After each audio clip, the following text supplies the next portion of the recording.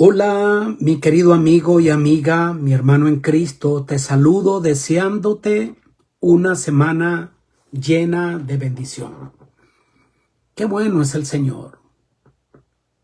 ¿Qué sería de nuestra vida si no fuera por nuestro Dios, por su misericordia, por su cuidado, su sostén? Qué bueno es poder saludarte una vez más y compartir contigo un estudio más de esta lección maravillosa, el Éxodo.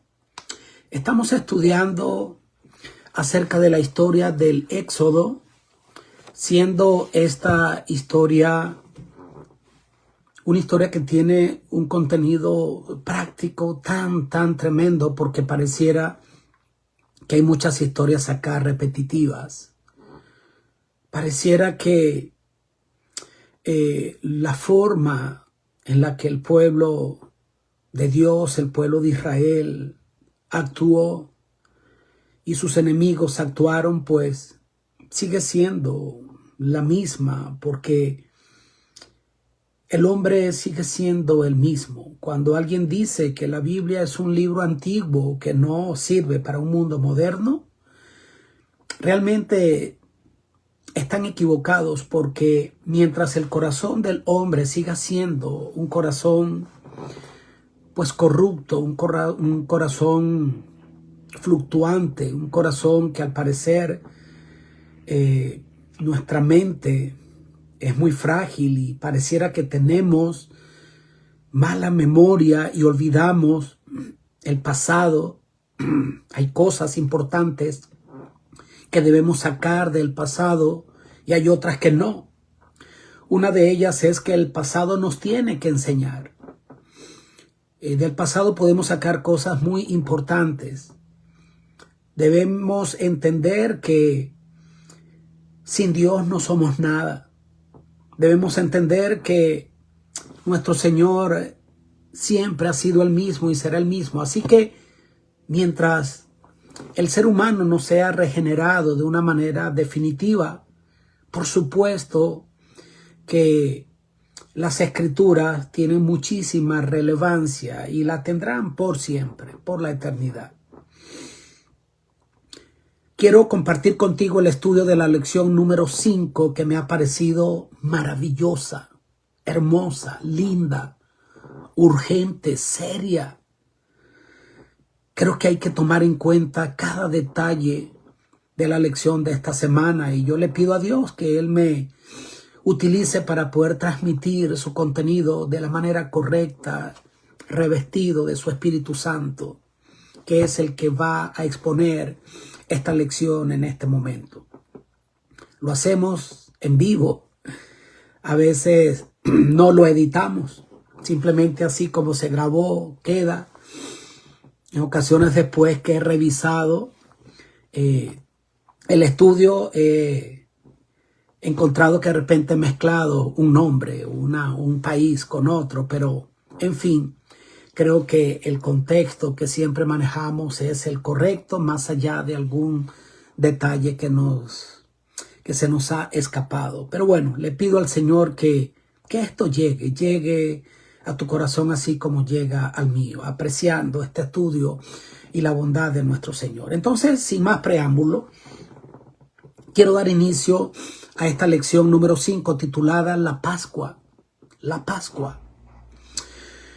Y acá estamos a las puertas de uno de los eventos más solemnes de la historia del pueblo de Dios, y es la institución de la Pascua.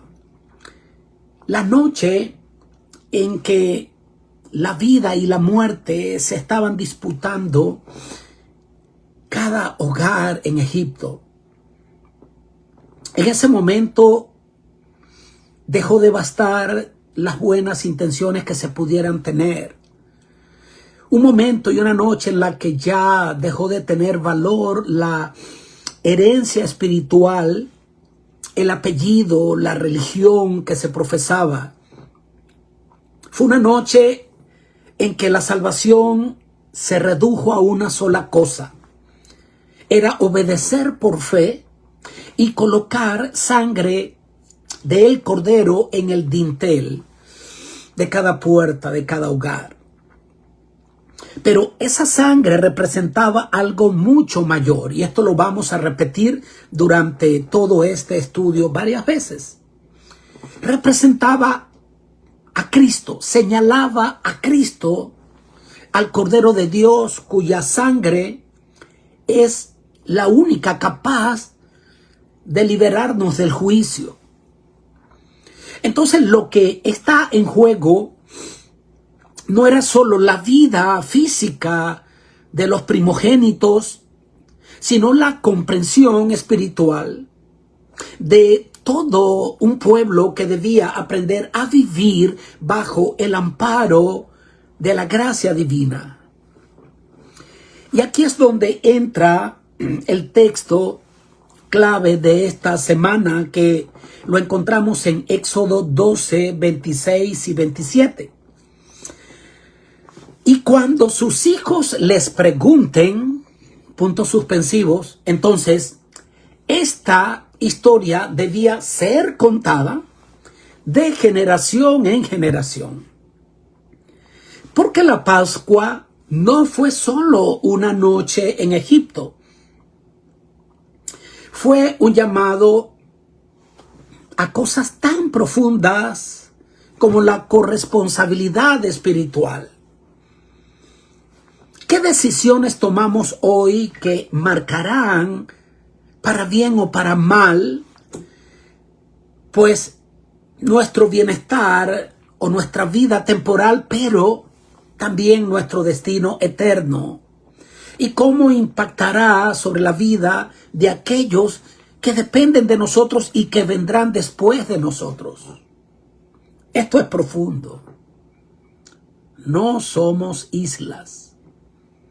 Todo lo que hacemos va a crear una repercusión, positiva o negativa, sobre nuestro entorno, y sobre todo sobre nuestro entorno inmediato, nuestro hogar, nuestros hijos, nuestra esposa o nuestro esposo.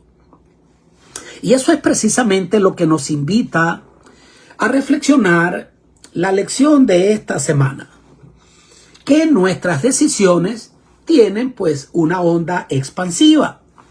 El corazón obstinado del faraón es una muestra de ello, porque no solo arruinó su vida, sino la de toda una nación.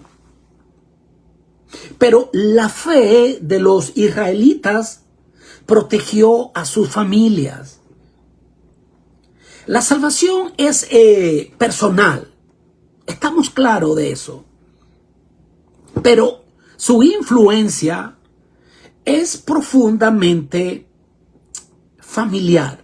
Dios nos hace responsables de los nuestros, de nuestros hijos, de nuestro hogar. Somos llamados a ejercer un sacerdocio en casa. Y nadie puede decir que sobre sus hombros no recae esta responsabilidad.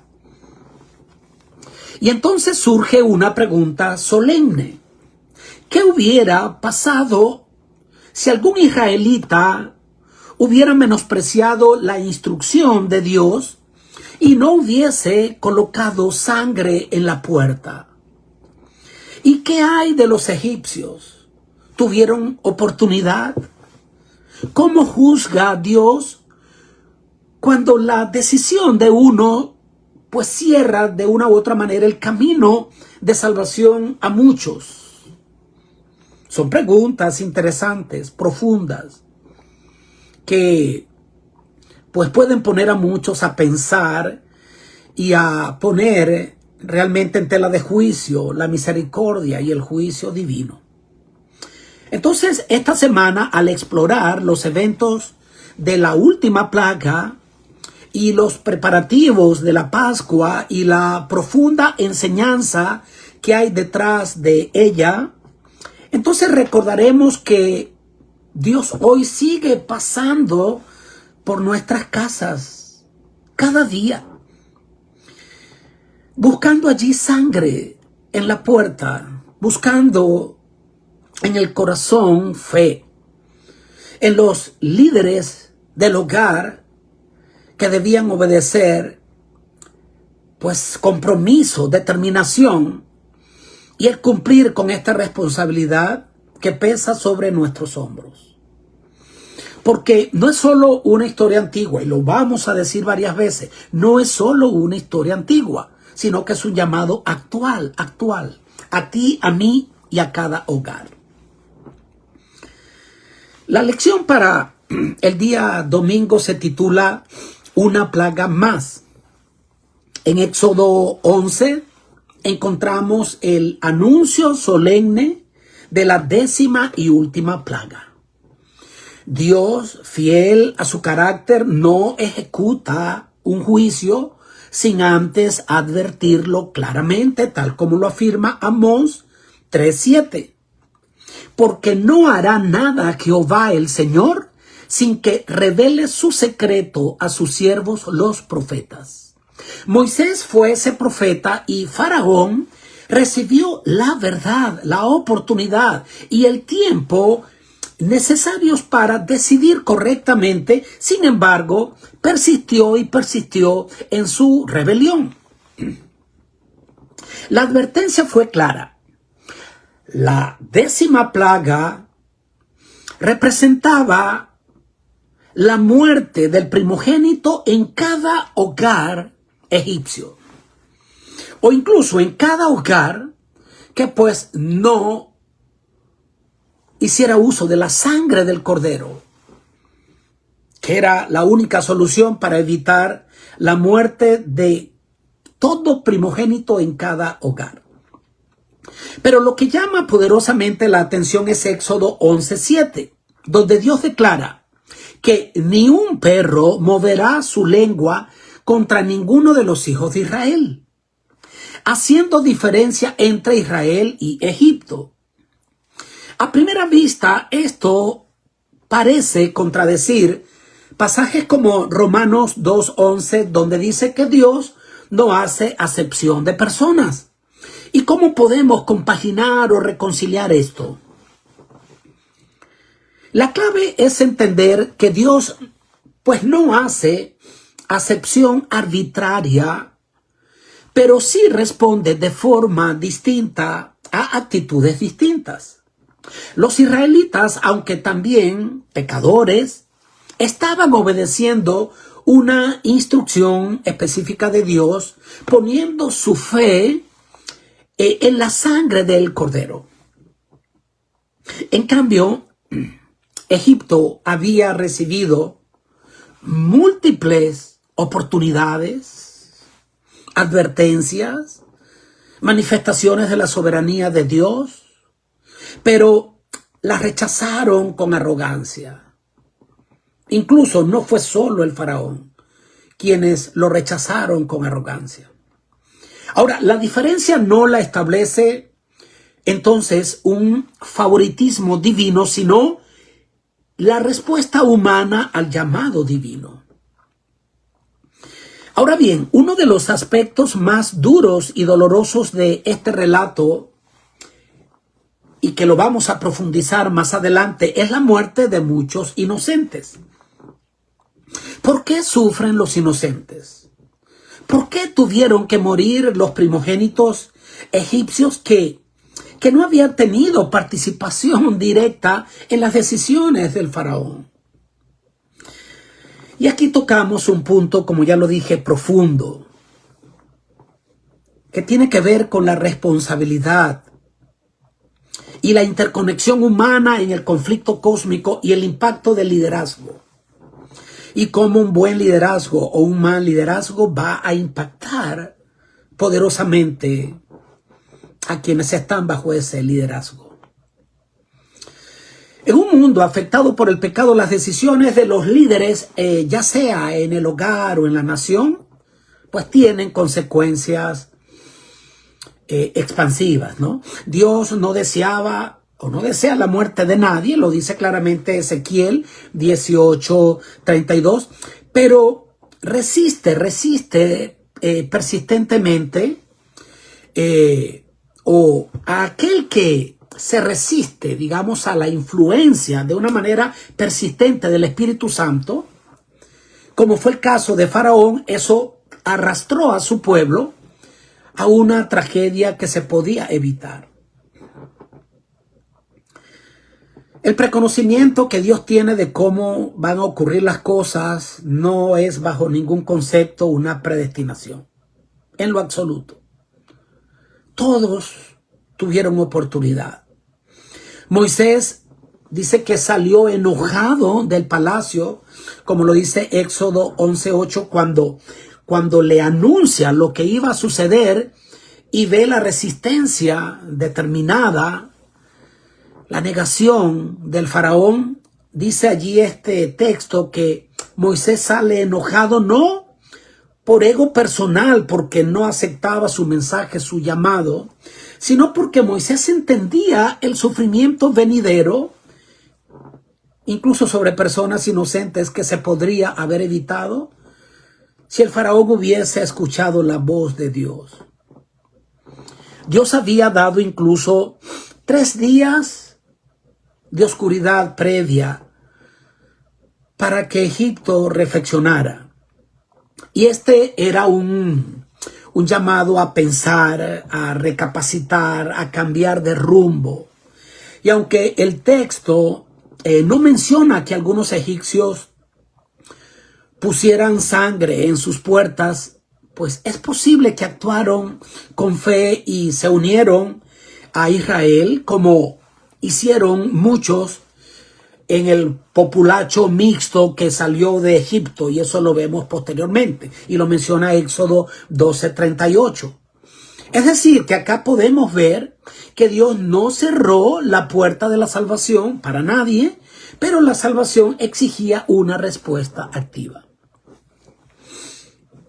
Dios siempre realiza una obra completa, da una advertencia, da todas las oportunidades. Y es significativo el número 10 de la cantidad de plagas que representa la plenitud, una justicia completa, una gracia abarcante y completa antes de Dios emitir su juicio, porque eso representa el número 10. Lo vemos en los 10 mandamientos, la plenitud del carácter de Dios y del amor de Dios. Pero esta justicia es profundamente ligada a su amor. Pues Dios se pone del lado de los que sufren, como lo declara repetidamente los salmos y los profetas. Su justicia no es fría ni vengativa como es la nuestra. Es el amor de Dios, es el clamor que ya no puede seguir ignorando lo que está pasando. Llega un punto de quiebre ya, no del amor de Dios, sino de su gracia, donde el juicio tiene que caer. Sin embargo, como pueblo de Dios se nos llama a pensar en esto con seriedad y también con equilibrio, fíjate, porque es el punto de equilibrio en el que no podemos pensar en un amor y en una misericordia divina donde, sin importar la aceptación o no de la salvación que Cristo ofrece, pues entonces simplemente Dios es tan bueno que al final salvará a las personas en sus pecados. Pero por otro lado, tener un pensamiento y una forma de actuar legalista, dura. Dice Miqueas 6:8, nos recuerda el ideal con equilibrio. Dice, practicad la justicia, ama la misericordia y humíllate ante tu Dios. Entonces hay momentos donde estamos en un punto que tenemos que decidir, ¿no? De qué manera hemos de actuar, y decimos, he de actuar correctamente si presento el amor de Dios o si dejo de presentar su justicia. Pero hay un pensamiento claro, y lo menciona la hermana Elena de White, donde ella dice que si hemos de errar, debemos siempre errar por el lado de la misericordia, pero recordando que el verdadero amor pues no puede convivir con el pecado, no calla ante el pecado, porque pues advertir al prójimo de lo que va a suceder es también una manifestación del amor que les tenemos. Para el día lunes, el título de la lección es Preparativos para la Pascua, basado en Éxodo 12, del 1 al 20. Dios instruye, y esto es tremendo e interesante, adorar antes de organizar la salida. Y me llama la atención esto, que en lugar de dar instrucciones logísticas sobre la salida, que no era de 5 ni de 100 personas, eran cientos y cientos, ¿ok?, de miles. Entonces era algo que humanamente era quizás como lo más urgente. Pero Dios comienza por ordenar un acto de adoración que es la celebración de la Pascua. Y esto nos enseña una gran verdad espiritual, profunda, linda, indispensable. La redención comienza con adoración y no con estrategia humana. La adoración no es un añadido después de la liberación, es parte central del proceso mismo de liberación. Es decir, adorar antes implica fe, que es confiar en que Dios haría su parte, aunque la liberación aún no hubiese ocurrido. Indica sumisión y es aceptar el método de Dios y no mi propio método. Y también implica identidad, que es marcarse como pueblo de Dios desde antes de salir físicamente de Egipto. Entonces Dios está diciendo, antes de salir, reconozcan ustedes que es Dios quien los está sacando. Y no porque se lo merezcan, sino porque Él les ama. No se liberen solos. Acéptenme como su libertador. Hay otro punto importante y es el sacrificio del cordero. El sacrificio del cordero individual, pero a la vez comunitario. Cada familia, dice la instrucción, que debía tomar un cordero. Y este cordero debía ser un cordero sin defecto, completamente sano, perfecto, y que lo debían comer todo. Y si una familia, dice Éxodo 12:4, era pequeña y no podía consumirlo todo, entonces debía unirse a otra familia.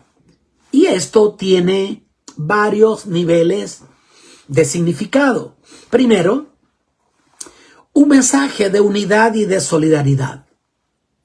Significa que la redención no es un acto aislado, sino una experiencia compartida. Dios estaba en ese momento formando no solo personas liberadas, sino a un pueblo que tenían ahora que convivir bajo un ámbito diferente, bajo una travesía. En segundo lugar, representa la inclusión, y es que al final todos podían participar, denotando esto de que la salvación está a disposición de absolutamente todos. Ninguno debía quedar por fuera por falta de capacidad.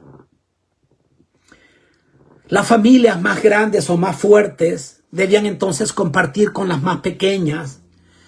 Y esto es importante porque esto es un reflejo del evangelio, donde de gracia recibimos y debemos dar de gracia. Debemos compartir lo que hemos recibido. Este mensaje y esta buena nueva de salvación la tenemos que compartir con los demás. En tercer lugar, no era en sí mismo con los egipcios, sino con los israelitas compartir, pero no obstante, el principio de compartir la esperanza de salvación anticipa la inclusión futura de los gentiles dentro del plan de salvación, como lo detalla Éxodo 12:48. Pero es significativo porque compartir esta Pascua, esta buena nueva de salvación, tiene que empezar por nuestra casa. Tiene que empezar por nuestra gente. No podemos ser luz para la calle y oscuridad para el hogar. Si este evangelio no transforma tu vida y la de tu familia, hay algo que está fallando. Tiene más efecto tu ministerio fuera que dentro de las puertas de tu hogar. Hay algo entonces que no está bien allí y que vale la pena revisar. Entonces la Pascua no solo era un acto de ritual, ¿no?, sino un símbolo de comunión redentora, anticipación de lo que también sería luego representado en la Cena del Señor, donde el Cordero de Dios es compartido por todos los creyentes. Luego se nos menciona en este día el significado del Pesha, el juicio que pasa por encima. Eso significa en este segmento de este día.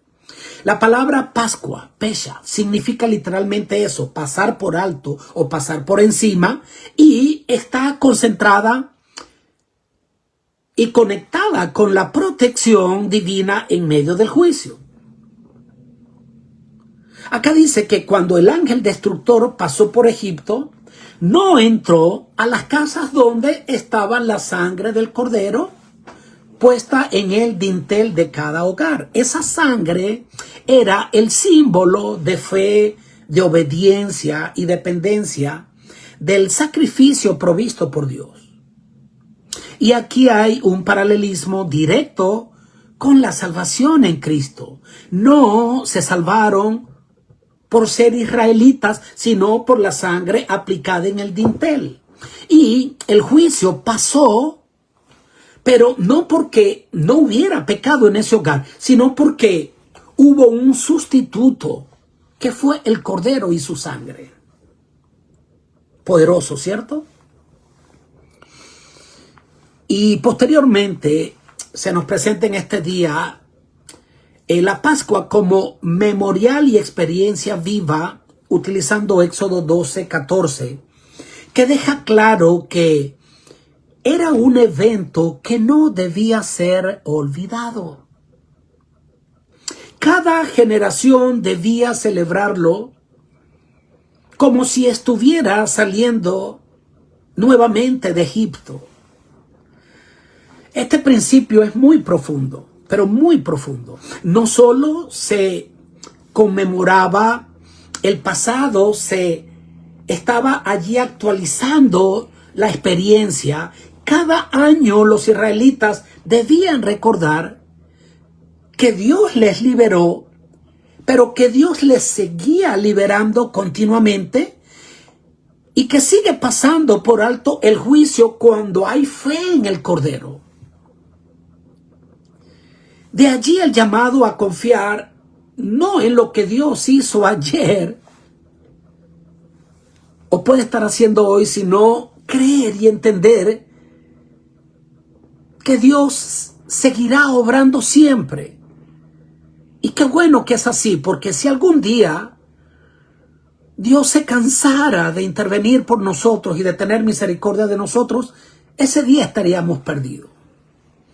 Este memorial también forjaba una identidad espiritual, pues debía enseñarles que eran el pueblo que fue redimido por Dios y que no solo eran simples descendientes de Abraham.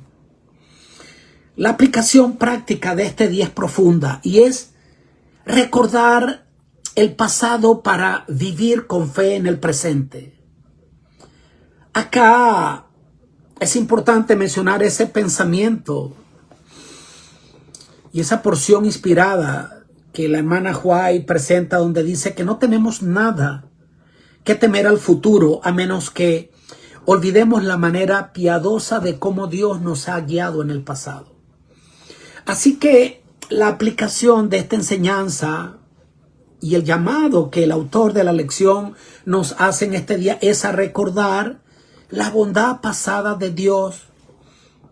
Hacer esto es importantísimo, es profundamente sabio. Muchas veces nuestra fe se tambalea porque creemos que Dios ha cambiado. Y no es así, Dios no cambia, sino que nosotros olvidamos sus obras pasadas. Y recordar es un acto espiritual que nos evita la queja, nos evita el temor o el desánimo, nos mantiene firme en medio de las pruebas presentes y nos ayuda a esperar y confiar en su fidelidad futura. Así que el que fue fiel ayer es fiel hoy y no dejará de serlo nunca, y eso debe ser celebrado, debe conmemorarse, se debe transmitir, tal como se le pidió a Israel que lo siguiera haciendo con la celebración de la Pascua. La Pascua entonces no solo era una cena simbólica, sino un acto profético, espiritual, formativo. Enseñaba a Israel a obedecer a Dios, a reconocer su salvación, a vivir en comunidad y a no olvidar nunca la obra redentora. Hoy también tú y yo como cristianos miramos a Cristo como nuestro Cordero Pascual, como lo dice 1 Corintios 5:7, y somos llamados a vivir en esa misma fe, adorando primero, confiando siempre y compartiendo con otros el mensaje de la sangre que nos libra del juicio venidero. El día martes se titula La Pascua, centrado en Éxodo 12, 17 al 23. Y aquí entramos ya a las instrucciones de cómo se debía celebrar. Cuando los israelitas celebraron la primera Pascua, la sangre del cordero, como ya lo dijimos, fue el elemento central de protección. En un mundo donde la muerte, y en un tiempo en el que la muerte pasaría por todo Egipto, Dios mismo dijo: cuando yo vea la sangre, pasaré de largo, lo dice Éxodo 12:13. No era entonces suficiente ser israelita o vivir entre ellos. Lo único que haría la diferencia era que cuando Dios pasara con el juicio, Él mirara la sangre colocada en el dintel de cada puerta.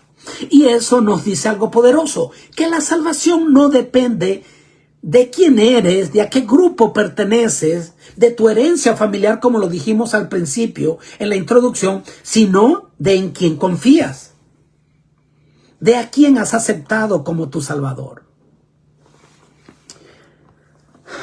¿Quién pasó esa noche? Habíamos dicho anteriormente que el ángel de Jehová.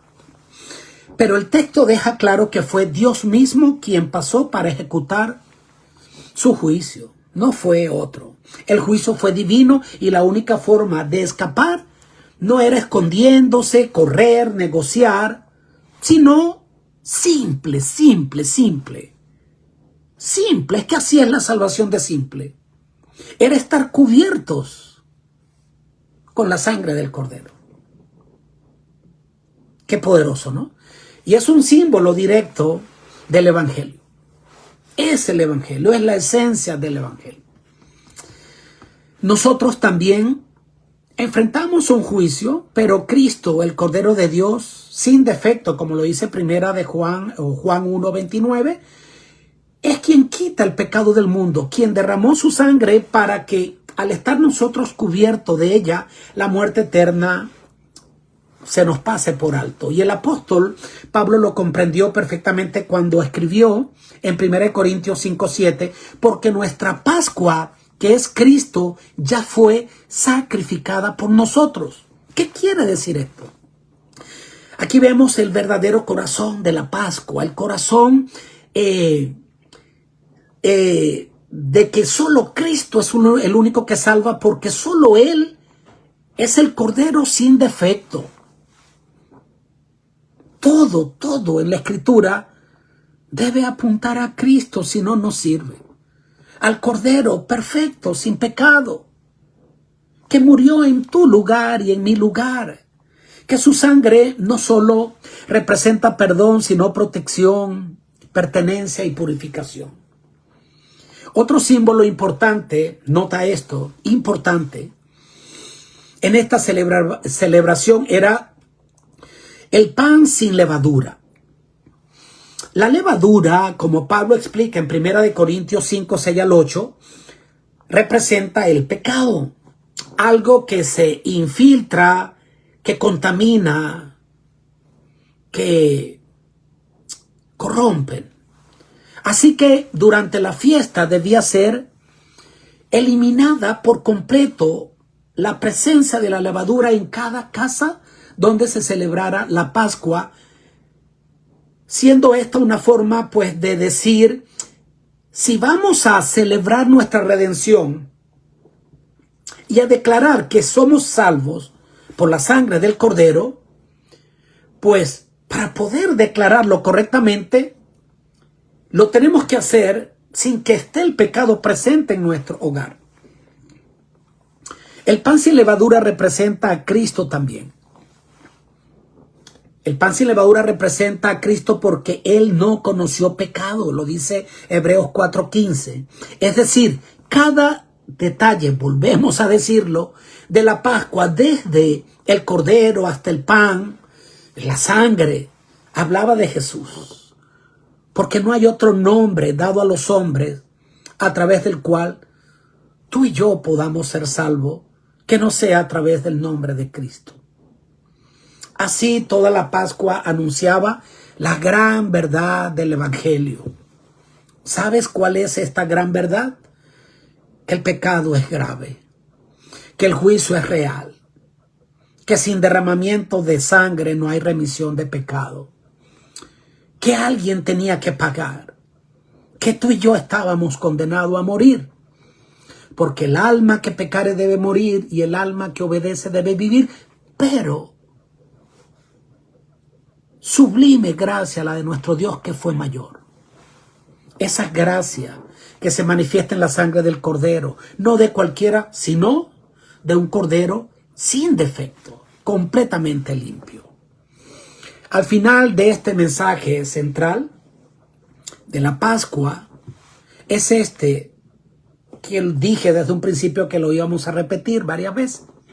Y es que todo se trata de Cristo, que siempre se ha tratado de Cristo, hoy y por la eternidad siempre se tratará de Cristo. Por eso, celebrar la Pascua no es solo recordar un evento histórico, sino reconocer una realidad espiritual.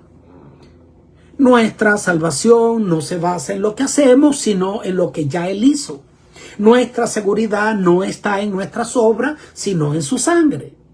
Y nuestra esperanza no está en Egipto ni en el desierto, sino en el Cordero que fue inmolado y que vive para siempre, como lo dice Apocalipsis 5:12. Así que en este día del miércoles hay un mensaje importante.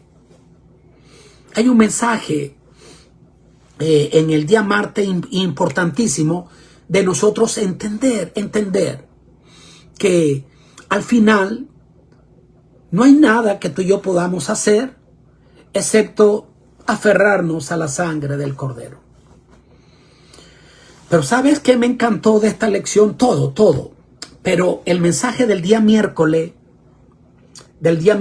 me encantó, que se titula Pasa la antorcha. Sígueme de cerca con esta parte del estudio, por favor. La historia de la redención, lo dijimos ya, no es solo un relato del pasado que está ya escrito en un libro sagrado. Es una experiencia viva, un testimonio que debe marcar un antes y un después, debe marcar también nuestra identidad, decir que somos nuevas criaturas en Cristo Jesús, definir nuestras decisiones, pero esto debe ser contado de generación en generación. Y el estudio de hoy nos recuerda que pasar la antorcha significa mantener viva la memoria de lo que Dios ha hecho, no solo como un acto del pasado e individual, sino como una experiencia personal y colectiva, actual y presente. En Éxodo 12, 24 al 28, Dios le pide a los israelitas que instituyan la Pascua como una ordenanza perpetua. Los israelitas lo siguen celebrando. Nosotros celebramos la cena del Señor, como lo dijo Cristo en su ministerio. Ahora, les dice que cuando los hijos pregunten ¿qué significa este rito? Entonces los padres debían responder, pues no solo como historiadores, sino como testigos independientemente de que posiblemente ellos no lo vivieron en carne propia. Dice Éxodo 12:27, este es el sacrificio de la Pascua del Señor, que pasó por alto las casas de los israelitas en Egipto y libró nuestras casas, dice el texto. No dice la casa de nuestros padres, sino que allí se dice claramente lo clave del asunto, y era que ellos debían entender que esto no era una obra de Dios en la vida de otros, sino en mi vida, en mi favor. Independientemente de que no hubiesen estado allí o que fuesen muy niños cuando esto ocurrió, debían contarlo de generación en generación como si lo hubiesen vivido.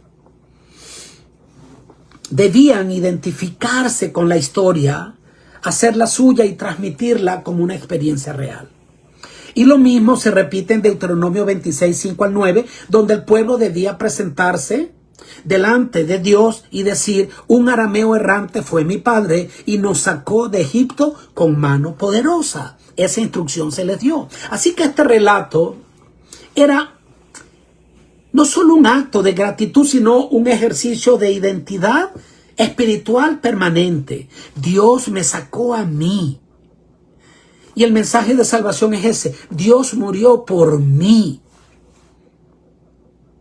Mi pecado fue el que le dio muerte al Cordero. Mi pecado fue, yo traspasé las manos de Cristo inocente y sus pies inocentes por mi pecado. Yo le azoté, mi pecado le azotó. No fueron los romanos, fui yo. Y Él a mí me liberó. La sangre del Cordero me liberó a mí. Y eso hay que verlo en primera persona. Así que lo más poderoso es que Dios les mandó a celebrar esa redención, como ya dijimos, cuando aún esta no había ocurrido, pues antes de ver esa libertad, ya ellos se debían sentir libres.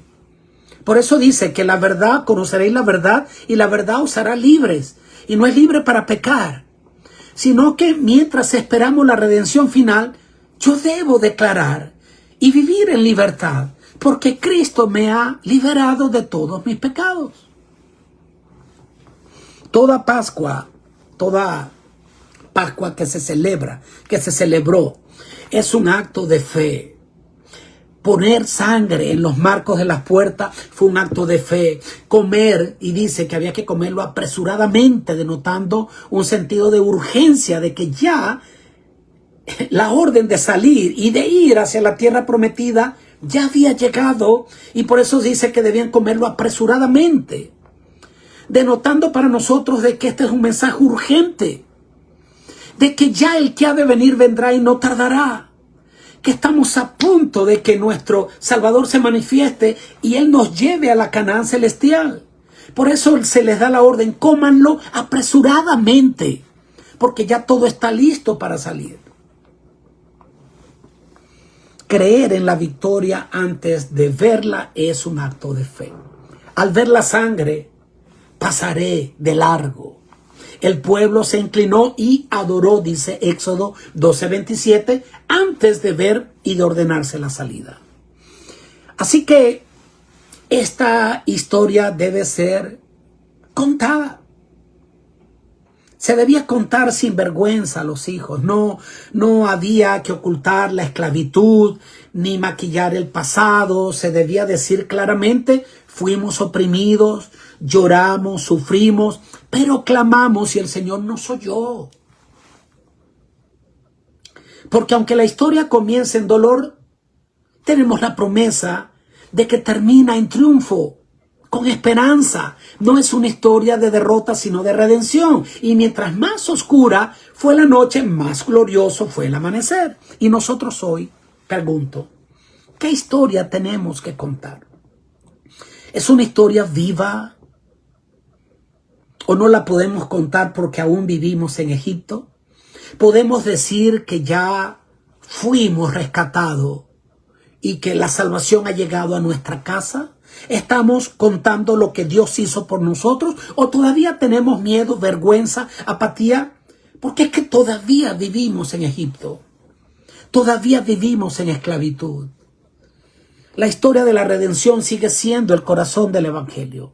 El mismo Dios que redimió a los israelitas nos ha redimido por medio de Cristo. Cristo es nuestra Pascua. 1 Corintios 5:7. Y esa historia hay que contarla. Como dice ese canto, será mi tema ya en la gloria. Salmo 145:4 también lo dice: una generación contará tus obras a la otra, a la otra, a la otra. ¿Cuál será el legado que tú le dejarás a tu familia? ¿Se te recordará? ¿Habrá un legado, habrá una historia que tú la continuaste porque la recibiste de tus padres? ¿O que comenzó en ti y aun cuando tú no estés, se recordará que tú fuiste el pilar allí de este legado que tú dejaste para las generaciones que vendrán después de ti si Cristo no ha venido? Pasar la antorcha es más que enseñar una mera doctrina, es transferir vida, testimonio, gratitud, es decir, mira de dónde me sacó el Señor. Y celebrar su amor y su bondad. No vuelvas a la esclavitud. El pecado te destruye, pero Dios con mano fuerte te puede liberar. En resumen, entonces, pasar la antorcha es indispensable. Es mantener viva la historia de Cristo en nuestro hogar, en nuestra mente, en nuestro hablar, en nuestro modo de vivir. Porque todo se ha tratado de Él desde el principio. Y hoy sigue tratándose de Él, lo hemos dicho, y por la eternidad se tratará de Él. Ya para ir finalizando, llegamos al día jueves y habla de el juicio divino. El juicio final en Egipto, esto es importante. Dije que íbamos a profundizar un poco más acerca del juicio divino. Pues el juicio final en Egipto, que fue la muerte de los primogénitos, Éxodo 12, 29 y 30, fue un momento solemne, trágico y profundamente simbólico. Pues no fue un acto impulsivo ni arbitrario de parte de Dios, fue más el clímax de una larga serie de advertencias, de llamados al arrepentimiento y manifestaciones del poder de Dios frente a un pueblo que una y otra vez endureció su corazón. Volvemos a preguntar, ¿por qué los primogénitos? ¿Por qué la muerte de tantos inocentes? Pues allí murieron niños recién nacidos, adolescentes y adultos que eran primogénitos. En la cultura egipcia, el primogénito representaba el orgullo, la fuerza, el futuro de cada familia, y especialmente el hijo del faraón era visto como un dios de carne, heredero divino del trono. Entonces, golpear a los primogénitos fue por tanto un juicio directo, no solo sobre personas individuales, sino sobre el sistema entero de dioses falsos. El orgullo nacional, resistencia obstinada a la voluntad de Dios, Como lo dice Éxodo 12:12, ejecutaré mis juicios contra todos los dioses de Egipto. Y esta fue una confrontación espiritual entre el único Dios verdadero y los ídolos inertes que no podían salvar a nadie. Isis, Heket, Min y otras deidades protectoras fueron allí desenmascaradas como inútiles. Hebreos 11:28 nos recuerda que son solamente aquellos que creyeron en la sangre del Cordero los que fueron preservados, y la fe fue entonces la línea divisoria entre la vida y la muerte. Pero surge entonces una pregunta difícil, que es lo que ya hemos venido entonces diciendo. ¿Por qué entonces no murieron los primogénitos que claramente habían rechazado, porque ya tenían la edad suficiente para decidir si creían o no en todas las manifestaciones de la soberanía divina, sino que murió todo primogénito? ¿Por qué la muerte de los inocentes? ¿Qué de aquellos que quizás no entendieron ni podían decidir y que realmente no eran responsables? Aquí debemos detenernos y recordar algo esencial. Dios no ve ni juzga como tú y yo juzgamos. Pero debemos recordar que el juicio de Dios es un juicio perfecto, más allá de nuestra comprensión humana. Aún en los momentos más severos, Dios no pierde el control. No fue un arrebato de ira de parte de Dios, que actúa con crueldad como puede actuar el ser humano. Él juzga con justicia, misericordia y en virtud y tomando en cuenta un escenario que tiene un panorama cósmico y que tiene que ver con el conflicto entre el bien y el mal. El mismo Dios que dijo en Ezequiel 18:20 que el Hijo no llevaría el pecado del Padre, también permitió este acto como parte de un juicio colectivo enmarcado en una guerra espiritual por liberar a su pueblo y vindicar su nombre. Pero aunque algunos sufrieron por el pecado ajeno, eso no definió el destino eterno de esos inocentes que murieron. Pues Dios juzga de manera individual y con amor de acuerdo a la luz que cada quien recibió.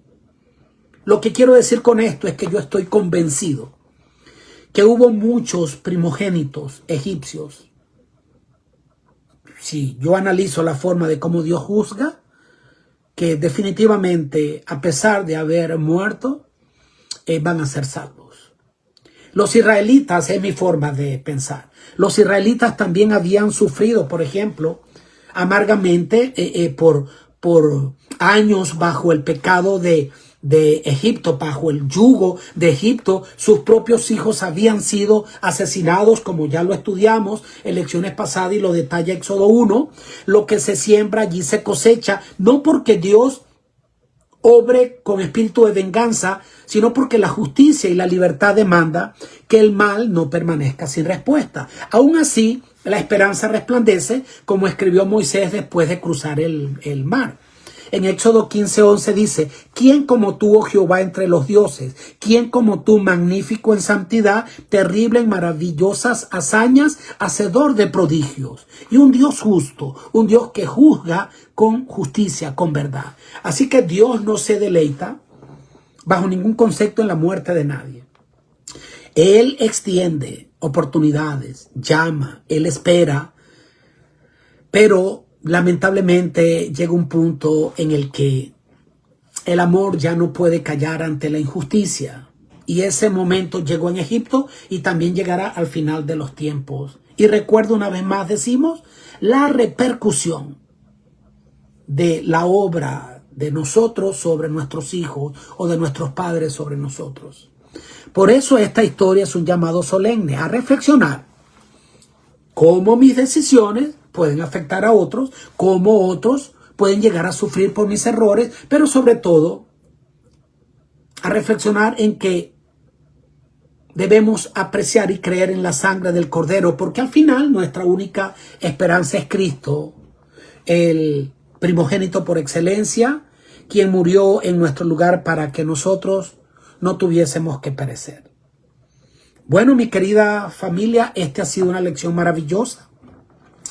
¿Qué podemos decir de esta lección durante esta semana que hemos recorrido esta historia poderosa de liberación del pueblo de Israel de Egipto?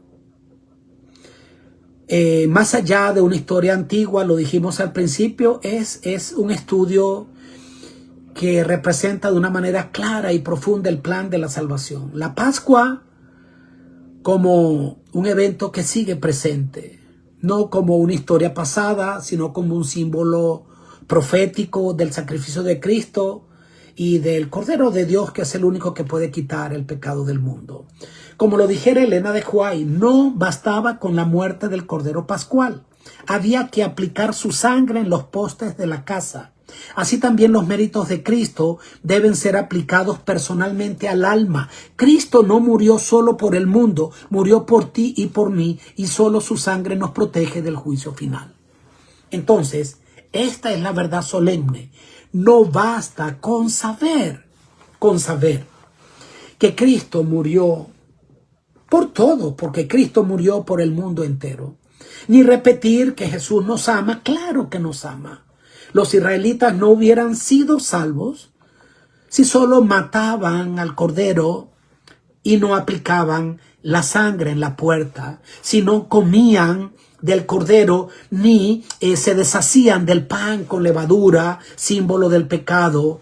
Así también nosotros hoy no basta con que el sacrificio de Cristo ya se haya producido. Hay que recibirlo, hay que aceptarlo, hay que creerlo, hay que apropiarse de su sangre y que tenemos que abandonar el pecado, porque si alguno está en Cristo, nueva criatura es. Las cosas viejas tienen que pasar y aquí todo tiene que ser hecho nuevo, pues debemos andar en novedad de vida. Cristo lo ha hecho todo para salvarnos, pero no nos puede salvar si nosotros no deseamos ser salvados ni transformados. El Cordero, claro que es suficiente para salvar a todos, pero no forzará a nadie a cubrirse con su sangre, porque Dios respeta el libre albedrío. Hoy Dios te llama entonces a tomar una decisión seria y firme, personal, pero que también debe impactar a tu entorno familiar.